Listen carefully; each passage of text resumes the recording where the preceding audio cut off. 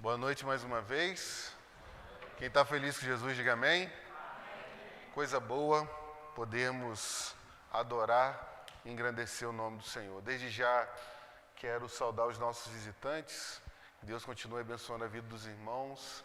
Que esse lugar seja de fato a casa, um lugar de felicidade, de alegria, de confronto, de restauração sobre a vida dos irmãos. Amém, gente?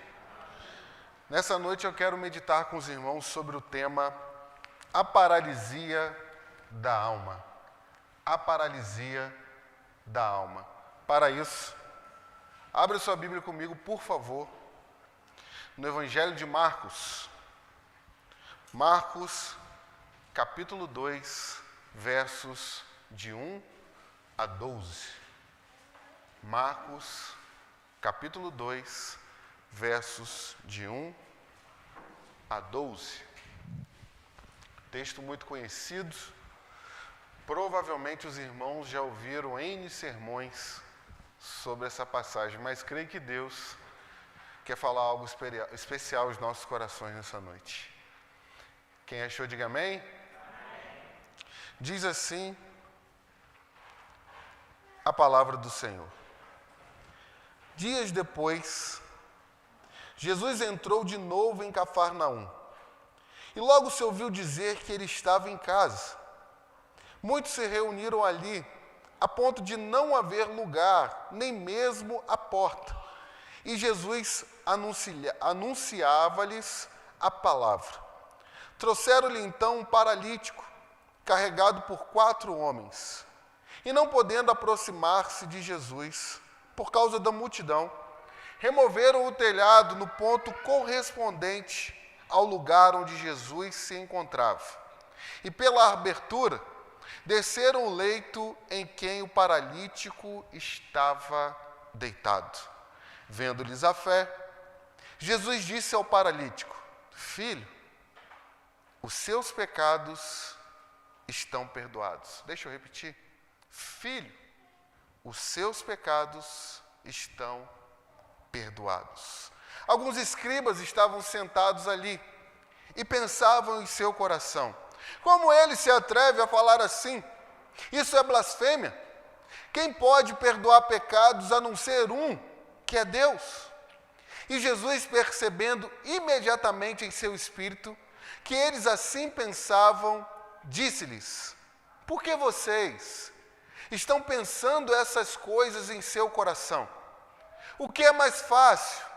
Dizer ao paralítico: os seus pecados estão perdoados? Ou dizer: levanta-se, tome o seu leito e ande? Mas isso é para que vocês saibam que o Filho do Homem tem autoridade sobre a terra para perdoar pecados. E disse ao paralítico: eu digo a você, levante-se, pegue o seu leito e vá para casa.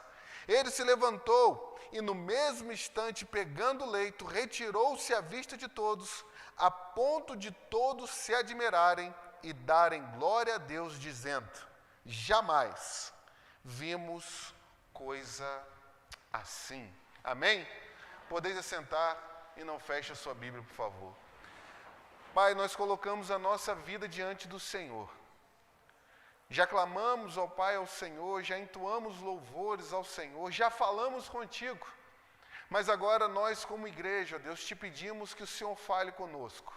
Pai Santo, toda, ó Pai, a adversidade, Deus, que está, ó Pai, nos nossos pensamentos, toda a armadura que nós já colocamos, ó Pai, sobre o coração, para não ouvir e não entender essa palavra, Pai, em nome de Jesus, que caia por terra pelo sangue de Jesus. Pai, que a gente possa se desarmar, ó Deus, para que a palavra ache lugar, ó Pai, em cada coração. Nós te pedimos que a partir de agora haja iluminação do Teu Espírito e que possamos compreender a Tua verdade. Fala que Teu povo ouve. É o que nós te pedimos em nome de Jesus. Amém. A paralisia da alma. Se temos uma certeza sobre essa vida, Essa vida na qual nós temos que viver, temos que caminhar, temos que prosseguir, temos que enfrentar, temos que encarar, é que essa vida, ela é cheia de obstáculos. Obrigado, irmã. E esses obstáculos tentam de todas as formas nos parar, obstruir o nosso caminho, dificultar a nossa caminhada, impedir que eu e você avancemos em busca dos nossos propósitos, em busca dos nossos objetivos. E todos esses obstáculos que nós vamos observar nessa noite têm como objetivo principal nos paralisar, nos deixar estagnados, nos impedir de mover-se. Mas que tipo de obstáculos são esses que nós precisamos enfrentar em nossas vidas? Existem os obstáculos profissionais. Eu e você sabemos as dificuldades que precisamos passar para conseguir chegar ao nosso objetivo profissional. E pasmem vocês, quando nós alcançamos esse objetivo, quantas pessoas e situações se levantam para nos impedir de prosseguir, para nos impedir de caminhar. E quantas pessoas, por causa dessas adversidades, ficam paralisados. Mas nós precisamos enfrentar também obstáculos familiares, sonhos, projetos, objetivos que nós tínhamos em nossa vida, aquilo que nós sonhamos, deslumbramos, de repente, algo que ninguém esperava, algo que ninguém podia imaginar que se acontecesse, acontece, traz uma ruptura em nossas vidas, uma ruptura na nossa caminhada e nos deixa paralisados, isso dentro de casa, dentro da nossa família. Mas às vezes, meus irmãos, a gente precisa enfrentar obstáculos espirituais na nossa vida cristã.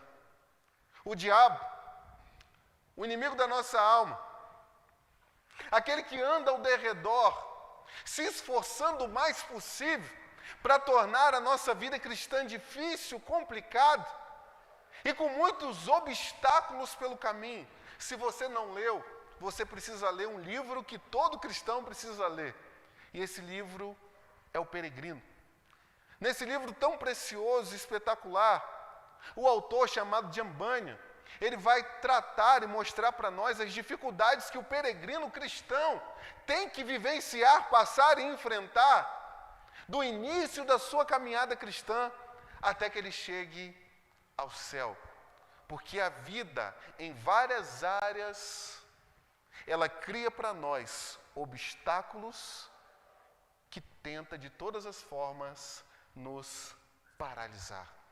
E diante dessas verdades que nós acabamos de pensar e entender aqui, a pergunta que como igreja nós precisamos responder nessa noite, precisamos sair daqui com essas respostas claras em nossa mente é o seguinte: quais são os maiores obstáculos para a minha e para a sua alma? Que obstáculos são esses que eu e você precisamos enfrentar, vencer e triunfar sobre eles? Esse texto que nós acabamos de ler, ele continua o relato que nós temos a oportunidade, estamos tendo a oportunidade de estudar a vida e o ministério de Jesus através do relato de Marcos. E nós já vimos até aqui que o ministério de Jesus se tornou público. Todas as pessoas começaram a ouvir sobre Jesus e procurá-lo. Mas Marcos, no primeiro capítulo e no início desse segundo capítulo, ele se esforça ao mais para trazer um tema que é por demais importante que a gente precisa entender. Jesus é aquele que tem autoridade. Jesus é aquele que tem autoridade sobre os demônios. Jesus é aquele que tem autoridade sobre os homens. Jesus é aquele que tem autoridade para ensinar de forma transformadora. Mas quando chegamos no capítulo 2, Marcos quer enfatizar para mim e para você nessa noite que Jesus é aquele, entendam isso em nome de Jesus, Ele é aquele que tem autoridade para perdoar pecados. É aquele que pode fazer aquilo que religião nenhuma pode fazer. Ele é aquele que pode fazer aquilo que homem nenhum pode fazer. Ele é aquele que pode fazer aquilo que remédio nenhum que você tomar pode fazer. Ele é aquele que tem autoridade para perdoar pecados. Mas quando nós olhamos para essa passagem preciosa, que lições nós podemos tirar nessa noite? Você com a sua Bíblia aberta comigo, acompanhe a exposição desse texto, por favor. O primeiro ponto da nossa reflexão nessa noite é que Jesus, esse que tem todo esse poder, mostra para nós que muitas pessoas vão até Ele. E sendo assim, a gente precisa perguntar: que tipos de pessoas vão até Jesus? Que tipos de pessoas procuram Jesus e se aproximam dele? E a primeira coisa que você precisa notar comigo, que o primeiro tipo de pessoa que procura Jesus é aqueles que precisam ouvir uma palavra. Note comigo o verso 2, por favor. Ele diz assim para nós: muitos se reuniram ali, a ponto de não haver lugar, nem mesmo junto à porta. E Jesus anunciava-lhes Então, esse tipo de pessoa, que em primeiro lugar a gente quer observar, são aqueles que vão até Jesus para ouvir uma palavra. Quantos de nós que talvez entraram aqui nesse lugar, nessa casa de adoração, nesse que nós chamamos de igreja, para ouvir uma palavra de Jesus nessa noite? Vocês precisam, e nós precisamos talvez, de algo que venha da parte de Deus, uma revelação da parte de Deus, que mova o nosso coração, que transforme a nossa vida, que dê resposta para a nossa alma, que nos ajude a entender os propósitos de Deus para o nosso coração. Talvez você entrou aqui nessa noite angustiado, perdido, sem saber para onde ir, e quer ouvir uma palavra de Deus para dar direção para o seu caminho. Mas talvez você veio aqui para ouvir a palavra de Deus tão somente com objetivo teórico. Olha, eu vou lá ouvir mais um sermão, eu vou lá ouvir mais uma pregação, mas você não veio com objetivo, com o coração aberto dessa palavra entrar e mudar a sua vida. Porque muitas pessoas procuram Jesus para tão somente ouvir uma palavra. Mas muitas pessoas, meus irmãos, procuram Jesus. São aqueles que levam pessoas a Jesus. Observe o verso 3 e o verso de número 4. Trouxeram-lhe então um paralítico carregado por 4 homens. E não podendo aproximar-se de Jesus por causa da multidão, removeram o telhado no ponto correspondente aonde Jesus estava. Se o primeiro tipo de pessoas que procura Jesus para ouvir uma palavra, a segunda pessoa, ou as segunda pessoas que procuram Jesus para ouvir para ir até Jesus, são aqueles que levam alguém a Jesus. Talvez você está aqui nessa noite porque alguém te trouxe até Jesus. Talvez você está aqui nessa noite que lá no passado, na sua caminhada, na sua trajetória, alguém apresentou Jesus para você.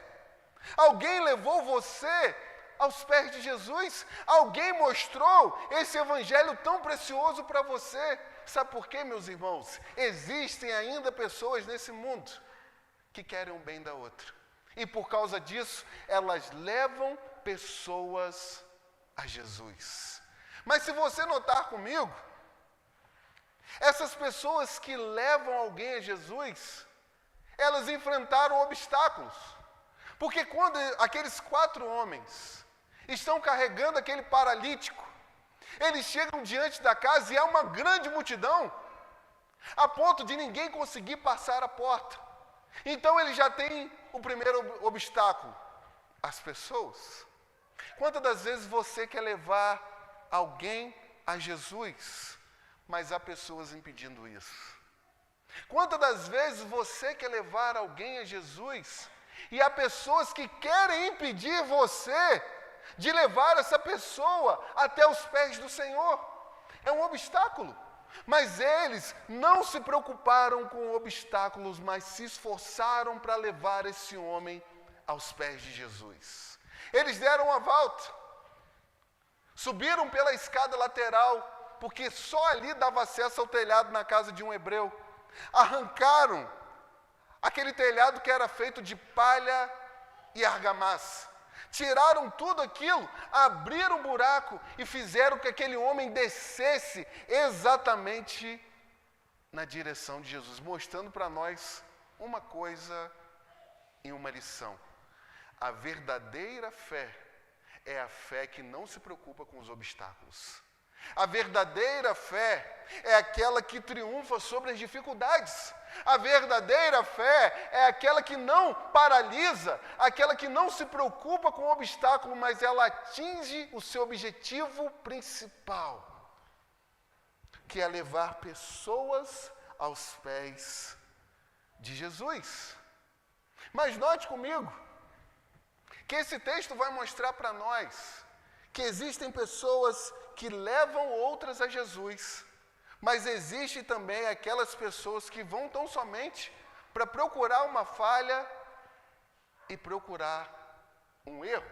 Note comigo, por favor, a partir do verso de número 6.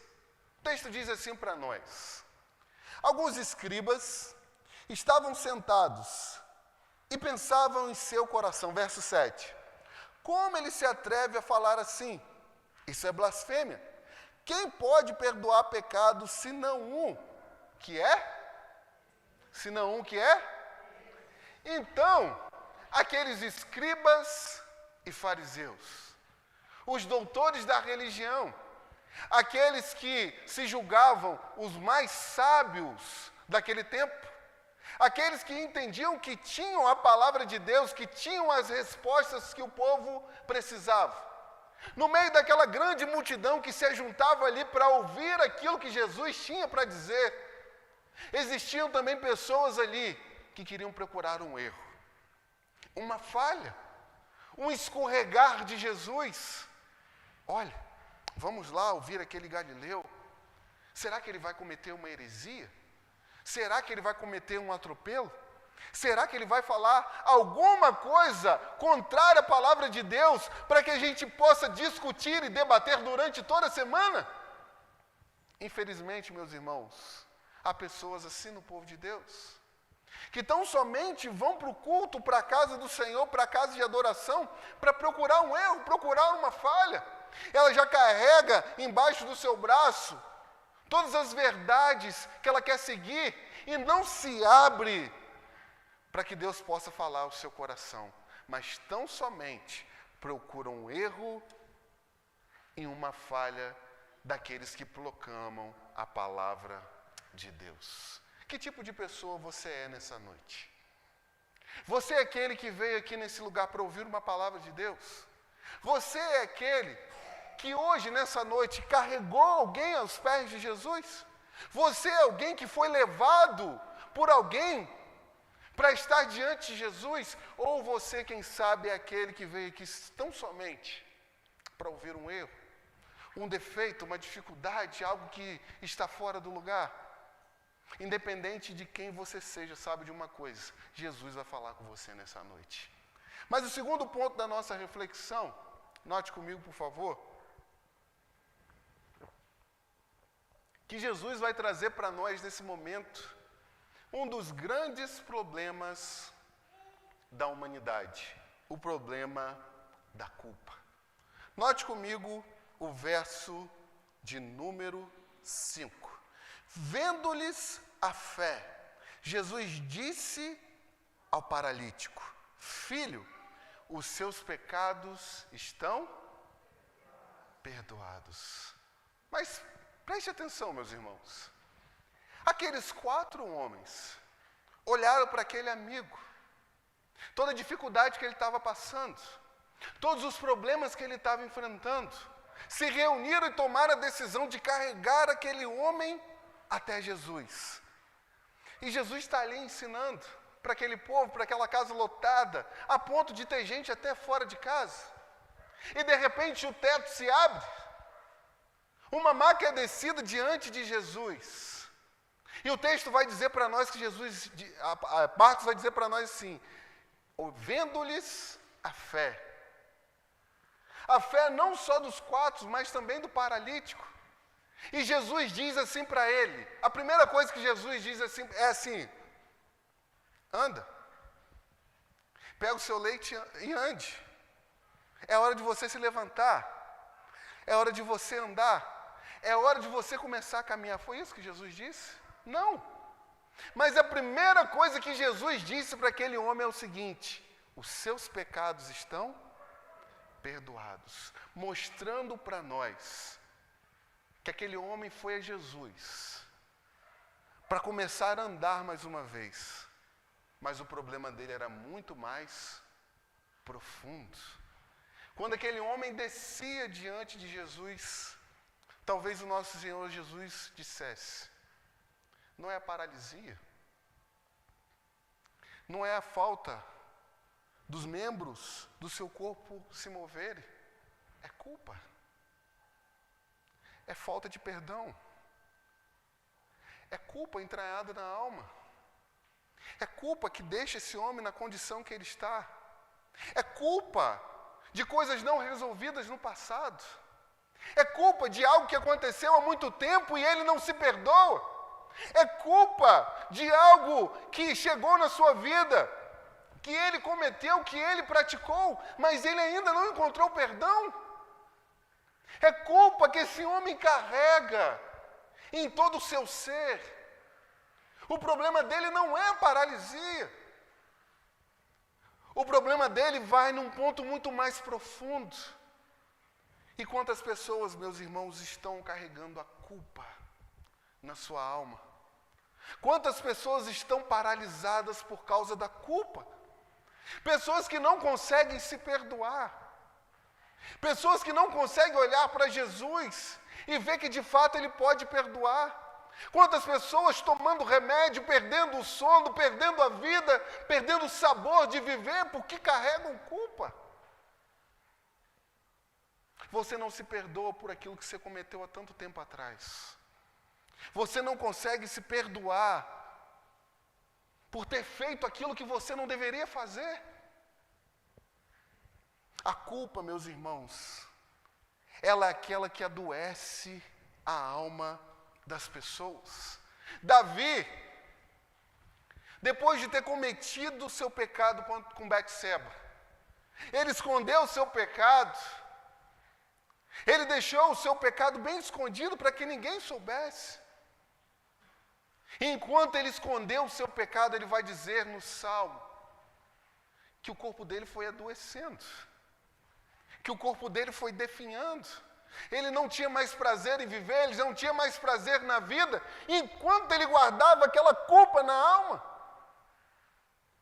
Mas a culpa também, ela paralisa a alma do culpado. Você não quer mais andar. Você vê a vida em preto e branco. Você não olha mais para as coisas de forma colorida. Mas a culpa, meus caros irmãos, nós precisamos entender nessa noite que a culpa leva ao desespero. Em 1 Samuel, Saul fez tanta bobagem, Saul fez tanta besteira, e ele, desesperado porque o Senhor já não falava mais com ele, vai se encontrar com uma pessoa que tinha a habilidade de trazer espíritos. E ali naquela magia ela trouxe algo para Samuel, mostrando para ele que ele era o culpado de tudo aquilo que acontecia com o povo. O rei Saul, melhor dizendo, ele foi para a guerra. E enquanto batalhava, ele viu seus filhos morrer. Ele viu aquilo que acontecia com o exército de Israel. E diante daquele cenário tão horrível, aquele cenário horripilante, ele pega a sua espada e tira a sua vida. Sabe por quê? Porque a culpa, ela leva ao desespero. Mas a culpa também, meus irmãos, em último lugar, ela nos afasta de Deus. Judas, aquele que caminhou 3 anos e meio com Jesus, tinha o cargo de confiança, era o tesoureiro do grupo. Enquanto Judas caminhava, ele tomou a decisão de entregar Jesus por 30 míseras moedas de prata. Ele entregou Jesus e depois de um tempo ele se sentiu culpado por aquilo que havia feito. Entregou as moedas, mas não se arrependeu. Ele entendeu que já não havia mais perdão. Ele entendeu que já não havia mais solução. E o que Judas fez? Ele decidiu se afastar de Deus, não de forma temporária, mas de forma eterna. Porque a culpa, meus irmãos, ela nos afasta de Deus. Talvez você está aqui nessa noite com seu coração culpado. E você tem procurado de todas as formas fugir da presença de Deus. Mas hoje Deus quer tratar com o seu coração. O texto continua a mostrar para nós.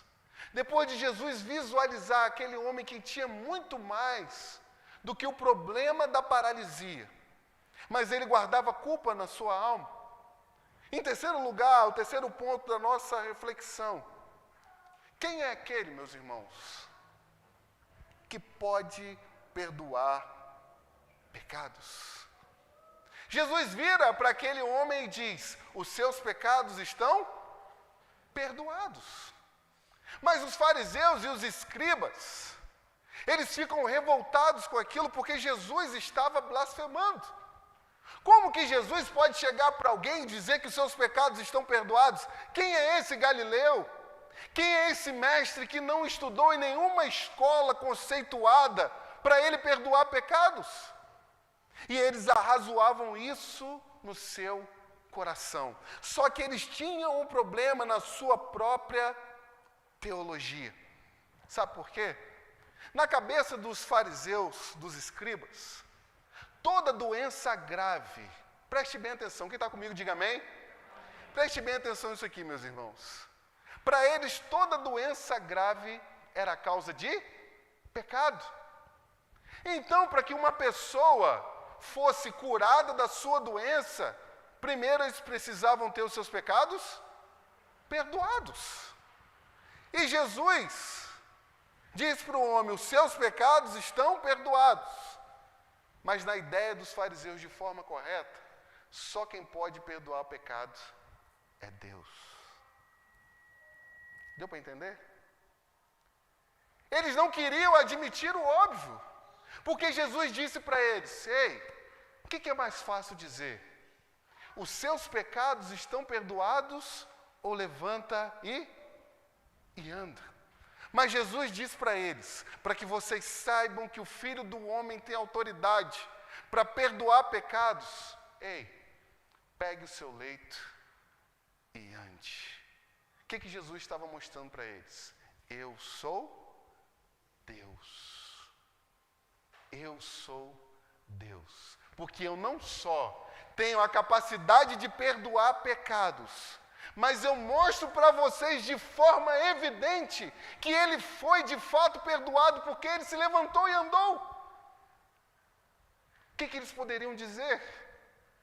O que eles poderiam alegar diante do milagre aos olhos deles? Na frente deles estava o Deus em carne. Jesus é aquele que pode perdoar pecados. Mas por que só Jesus? Só Deus pode perdoar pecados? Em primeiro lugar, meus irmãos, porque Ele é o único que foi ofendido. A gente comete pecado contra Deus.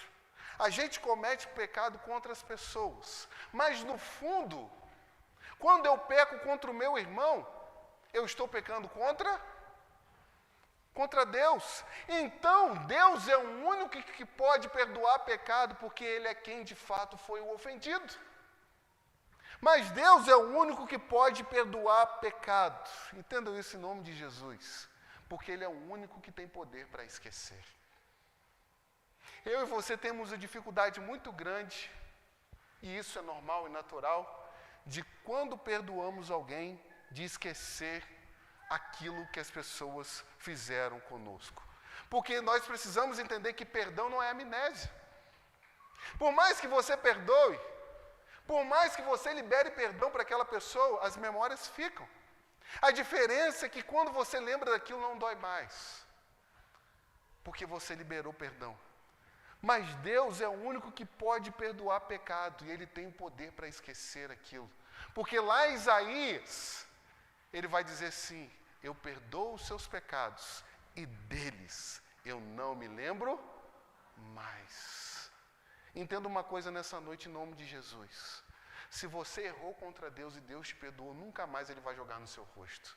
Se você pecou contra Deus lá no passado e Satanás quer jogar isso diante da sua mente, da sua alma, do seu coração, diga para ele que Deus te perdoou e do seu pecado ele não se lembra mais. Mas em último lugar, Deus é quem pode perdoar pecados, porque Ele tem vontade de perdoar. A palavra de Deus vai dizer para nós que Deus enviou o seu Filho ao mundo para que Ele reconciliasse o homem com Deus. Um texto que vocês conhecem muito, João 3,16. E Deus amou o mundo de tal maneira que enviou o seu Filho unigênito, para que todo aquele que nele crê não pereça, mas tenha a vida eterna. Deus é aquele e é o único que pode perdoar pecados, porque Ele tem vontade de perdoar. Mas, enquanto nós avançamos para o final dessa reflexão, observe comigo a cura que Jesus realizou.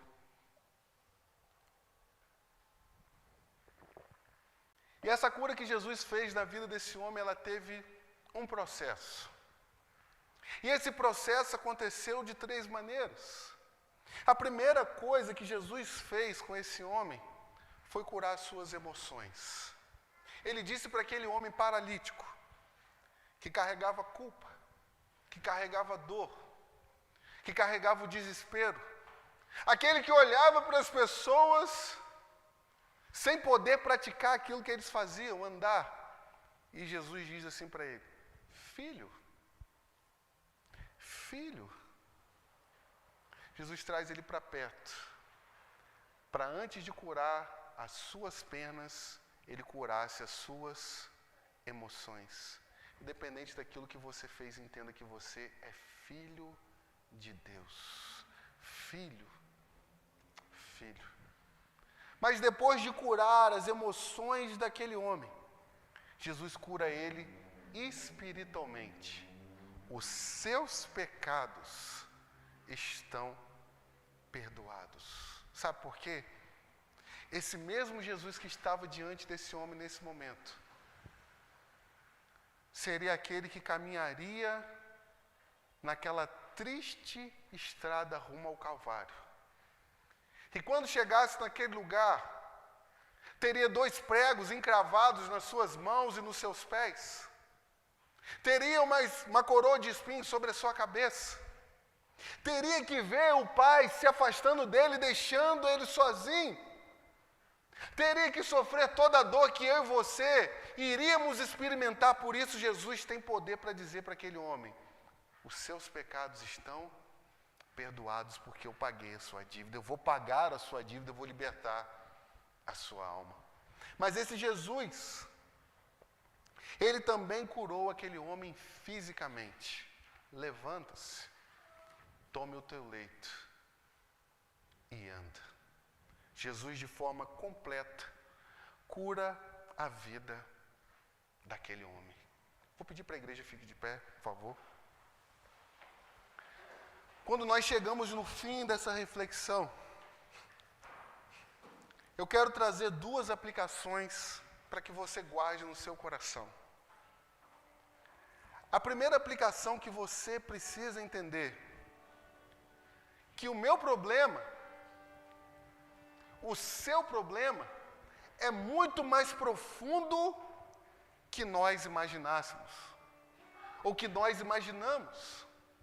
Porque talvez a gente coloque a expectativa de que determinada coisa acontecendo em nossa vida, a gente vai ser feliz.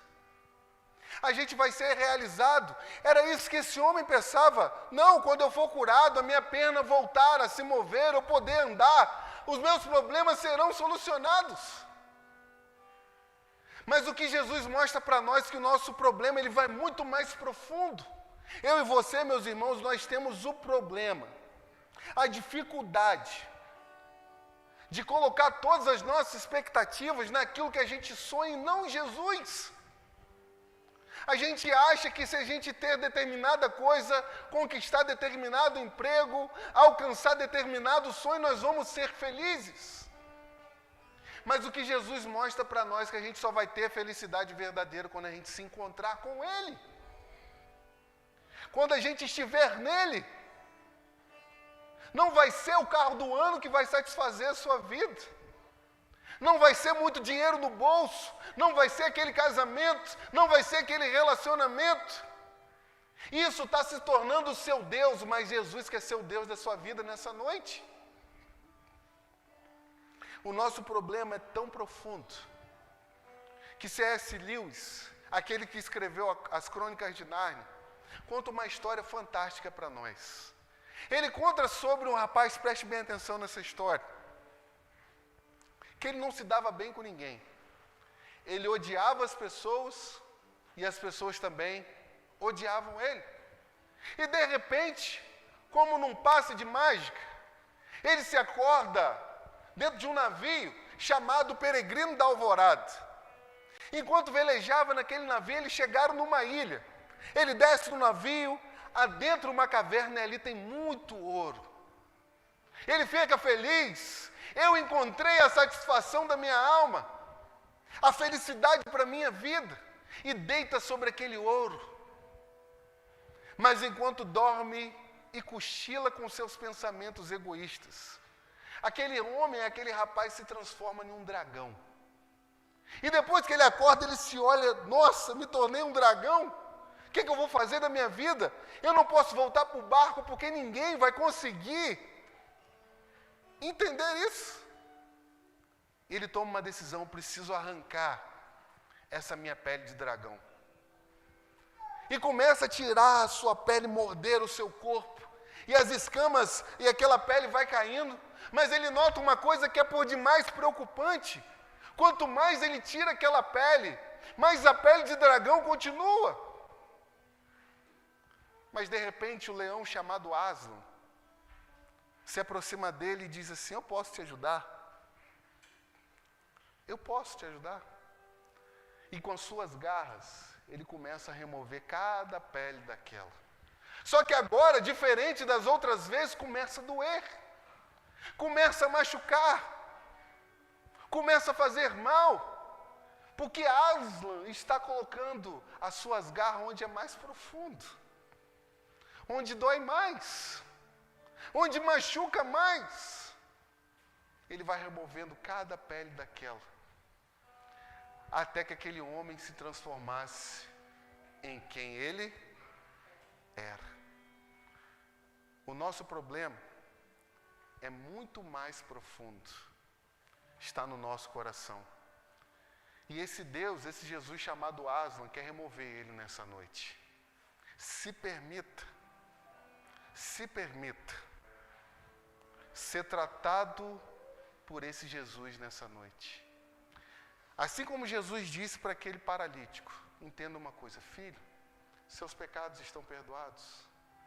Seus pecados estão perdoados.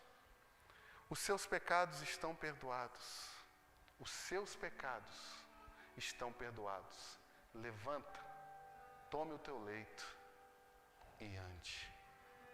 Pai Santo, nós te agradecemos, ó Deus. Nós te agradecemos pela tua palavra. Pai Santo, quantas das vezes a gente se aproxima do Senhor com um problema, quando esse problema é muito mais profundo do que a gente imagina. Quantas pessoas, ó Pai, nesse mundo e talvez nessa igreja nessa noite, carregando, Jesus, o peso da culpa, carregando no seu coração, ó Deus, aquilo que fez lá no passado, aquele erro que cometeu lá, quem sabe na juventude. Isso tem paralisado essas pessoas, ó Deus. Mas em nome de Jesus, nos faça entender, assim como foi com aquele paralítico, que os nossos pecados foram perdoados. Não deixe que Satanás se levante e jogue nada, ó Pai, em nossa face, em nossa mente. Mas que a gente possa se agarrar em Jesus, deixar que Ele trate o nosso coração.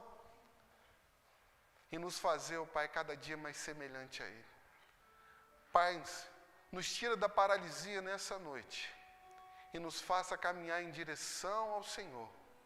Para que a gente possa experimentar uma vida alegre e abundante, não colocando as expectativas nas coisas desse mundo, mas no relacionamento com o Senhor. Obrigado por essa palavra, Deus. Ache em nós um coração propício para recebê-lo. Nós te agradecemos em nome de Jesus. Amém.